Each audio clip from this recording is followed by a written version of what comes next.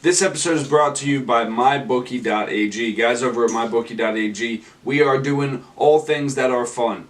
All things that is fun and betting wise. They got live casinos. You can play slots, you can play blackjack, you can play whatever you want.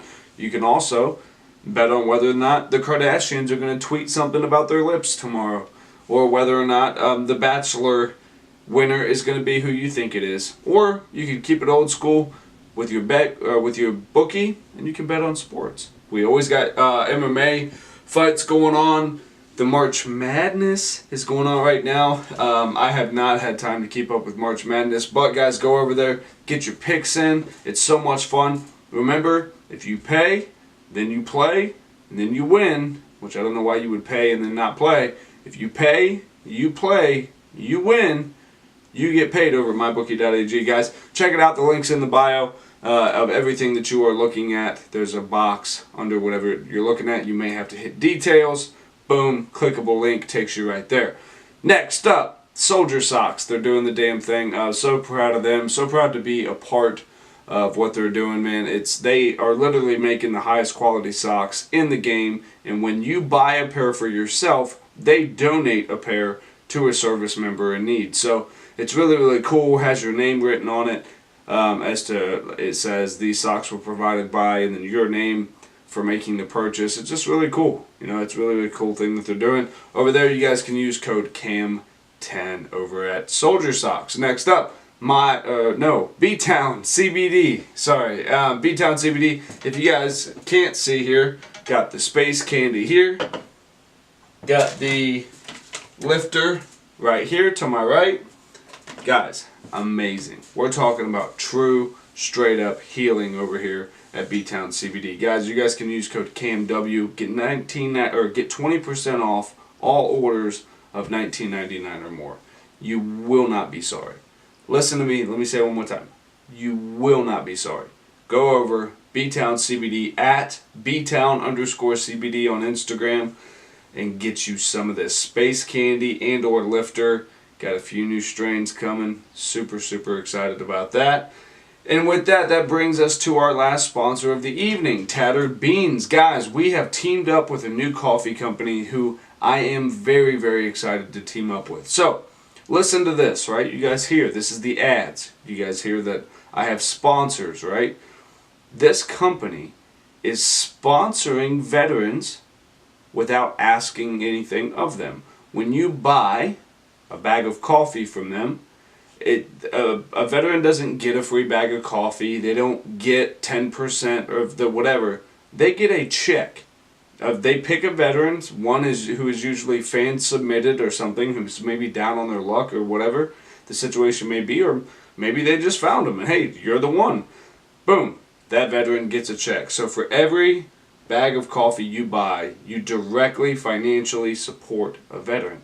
And by people supporting their foundation and what they're doing, they were able to support me. So guys, it's really, really cool. What they're doing over there is fantastic, and I am super, super stoked to be teamed up with them. We have a promo code for them coming soon, but check them out, Tattered Beans. Again, guys, it's unreal what they're doing. Very, very kind, and we're very grateful for them. So do us a favor, go out and support at Tattered Beans. Now, this week, what are we getting into? I say this week. I'm doing 2 episodes a week now. What are we talking about on this episode? This will be coming out on Thursday morning. I apologize. I'm a little bit late. Usually I try to have these up for you on Wednesday morning, but I've had a million things going on. This is my long weekend. I got my kid coming up, my oldest. I'm traveling down to Indiana. So we'll probably be talking a little bit about my headspace going into that. And I've got some good stuff on the notes, so stay tuned. Here comes our intro song, and we'll see you here in a minute. Road to Redemption Podcast.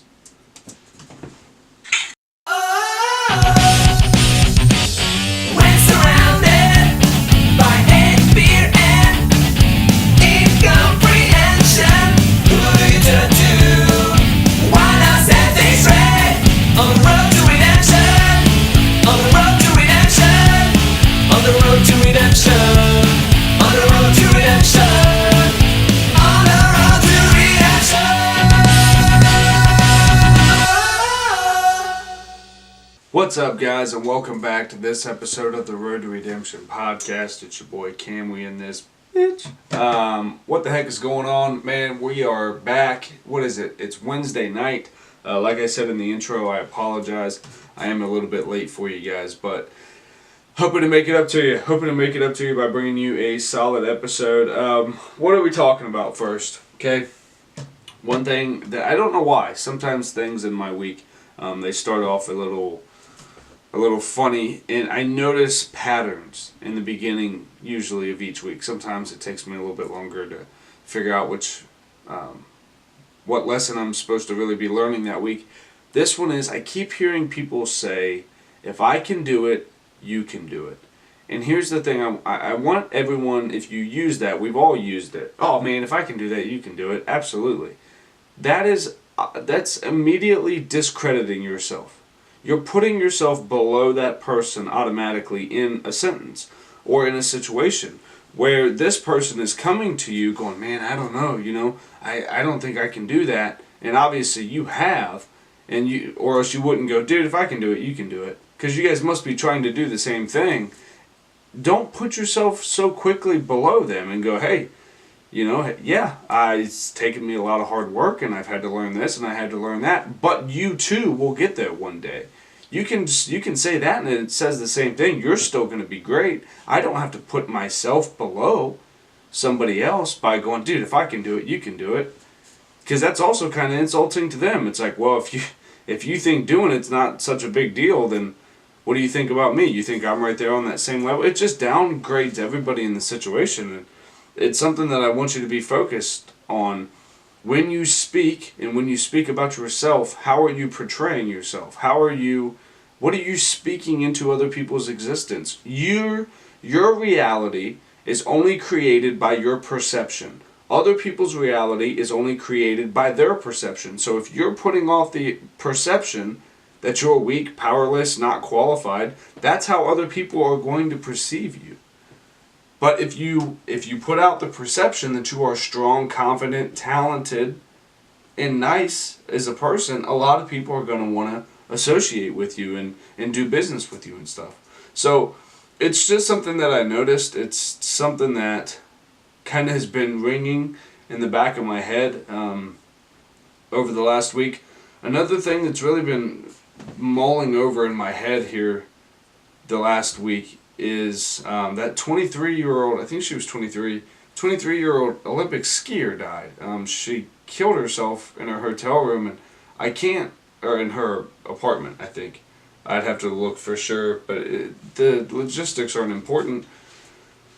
It's just so sad, man. These people are killing themselves. Like 1 week prior to that, Brody Stevens hung himself, and I want to say they said that's how she did it as well. Again, the details don't really matter, but it's like, fuck, dude. Like, we're in a time right now, I think, someone who's diagnosed depression, PTSD, anxiety, the whole bit. I think we're in a time now that's more hopeful than ever. And you look, and there's this girl, right? She's 23. She's almost a kid still. She's 5 years younger than me. And she's seemingly on top of the world. Team USA, gold medalist, Olympian. I mean, riding high.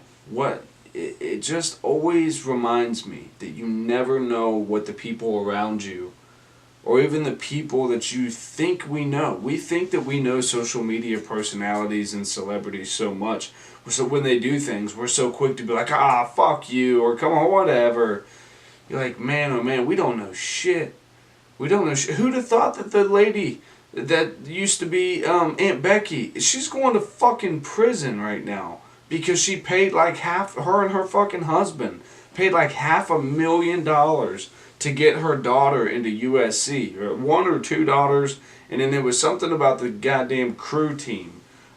This lady who played, the actress who played Aunt Becky on Full House, she paid coaches, administration people to get these kids in, and then it came to find out too, she bribed someone on the SAT board or something to pass their kid when their kid didn't even come close to passing.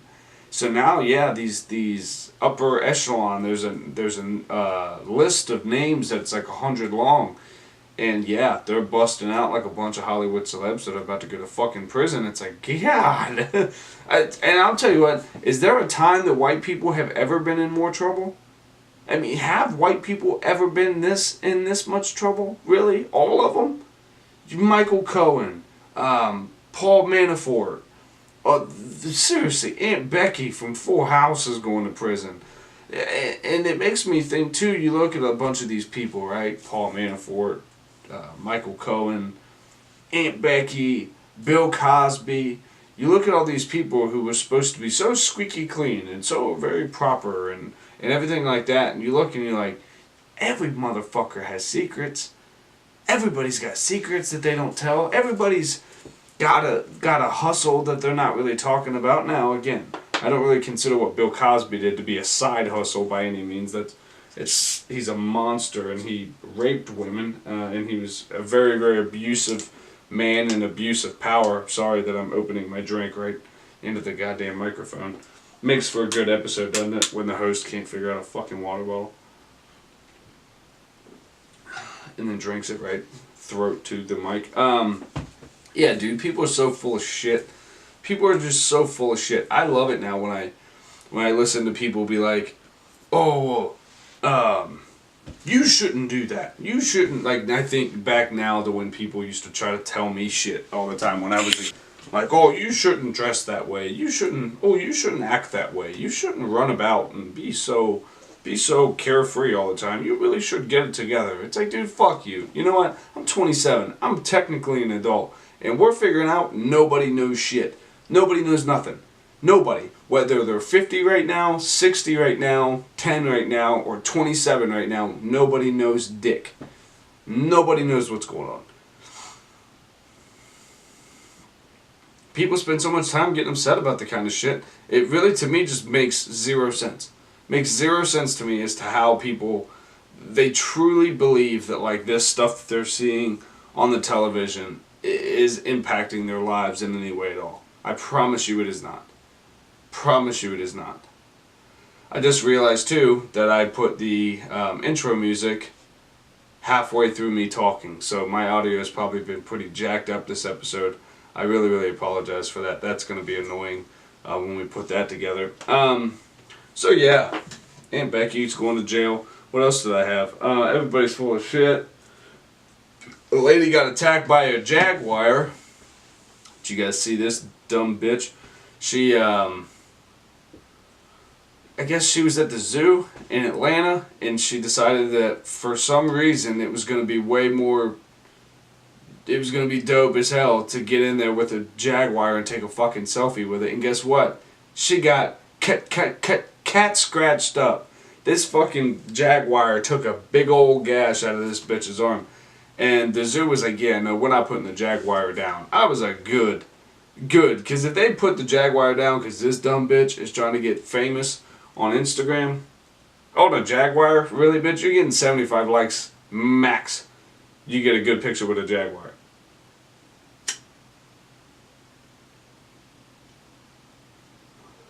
That's just not the kind of shit that's worth going for, you know? To me, it's like those people that do that free climbing shit. They climb up the side of the buildings, or they go up the side of mountains with no harness on. You're doing shit for likes that, man, just ain't worth it. It's just not worth it. Like, you're gonna get fucked up by a jaguar for Instagram. I'm not. I say that, but when we went, if you guys go to my YouTube channel, you can see I have a video on there called Nashville Zoo. And me, my wife, and some of our friends went to the Nashville Zoo, and I just kind of turned it into like a little vlog video. And there's one point when they feed the cheetah, I was like backing myself up to the cage before they let the cheetah in. I was like backing myself up to the cage to see like if he got close enough, could I turn around and snap it. Once they came out, all my friends were like, go up there, go, go, go. I was like, fuck that shit. That's a fucking, it's a cheetah, dog. You think I'm gonna get fucked up for a vlog? No. No memento. That means no minute. I don't know. I don't know what I'm trying to say.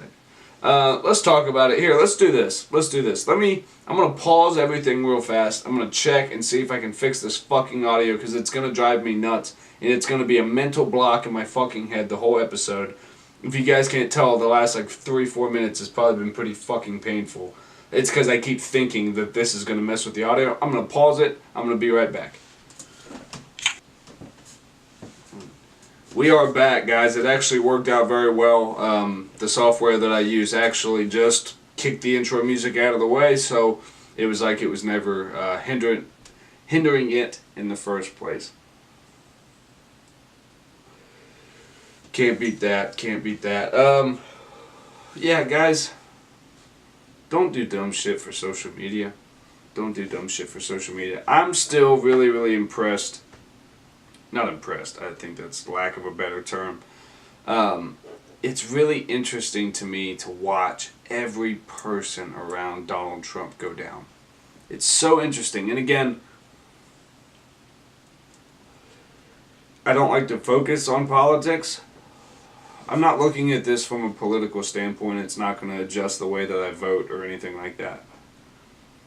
Every single person who's been affiliated with or a powerful figure in Trump's organizations and his doings for the last, I don't know what, 10 years? Is that safe? 10 years? 15 years maybe in Cohen's situation? They're all going to prison. And they're going to prison for things that are completely unrelated to him, but they're all going to prison for being shady motherfuckers. And usually it's with money. Most of them. I think Cohen got fucked because he lied. He lied to the FBI, or he lied to Congress, right? Yeah, that's a felony right there. He's doing 3 years. Well, he was supposed to. He was supposed to check himself in to jail on like the 11th. And he's still out bullshitting with Congress. So I don't know what the fuck they're doing with that. But then Manafort just got sentenced to like 4 years, 47 months. And then he went back to court today and they slapped another 3.5 on him. And he got it for mortgage fraud. Dude's is about to spend almost 10 years in fucking prison over mortgage fraud. Cohen had something very similar. It was like insurance fraud or something like that. All these people.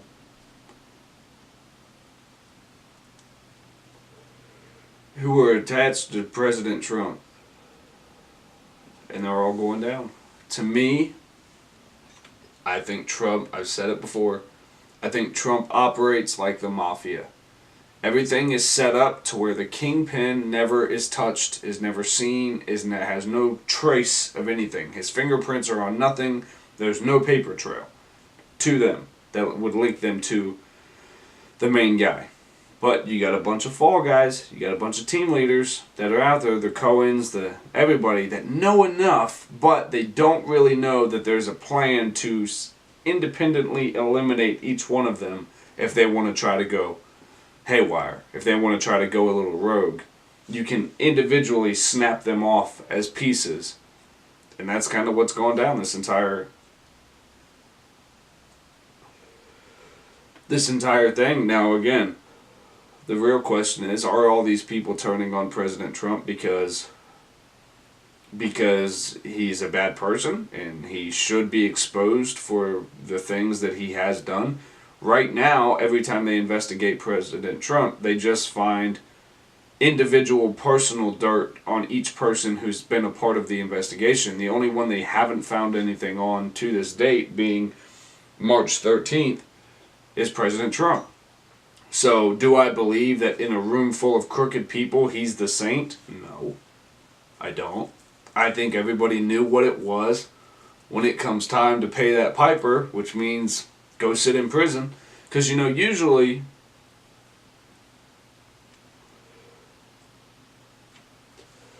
the way that talks like that go, I apologize if me hitting this blunt is driving you guys fucking crazy on the microphone. I'm sure I'm gonna hear it back and it's gonna piss me off. Sorry, I'll move away next time I do it. What the fuck was I even saying now?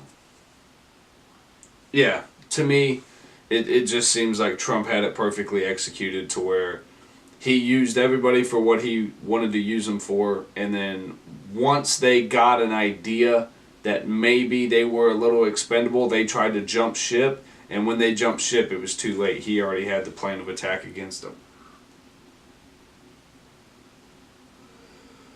Especially when he asked you to run money through your shit.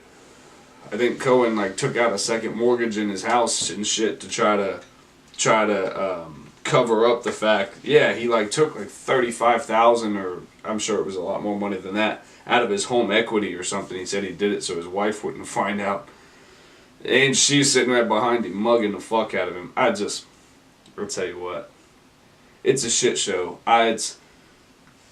Like I said, do I think Trump is an angel sitting amongst demons? No, I don't. I just think Trump's father was a man of business, and I'm sure he was a man of similar morals as President Trump. And I think in business, there are just some people who are super cutthroat.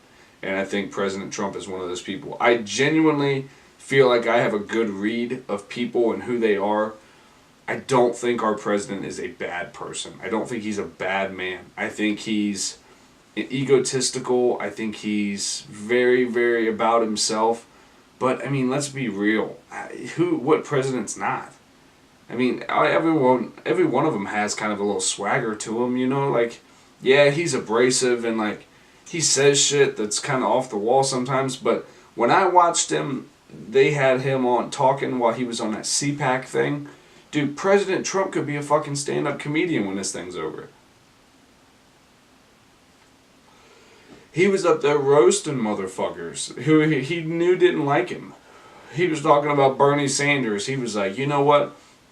I think we should support Bernie in his run for office. I think it's important to support the elderly. I said, I'm over here crying because he's just talking shit and he's throwing shades because he's done too many Comedy Central roast battles. He came to play.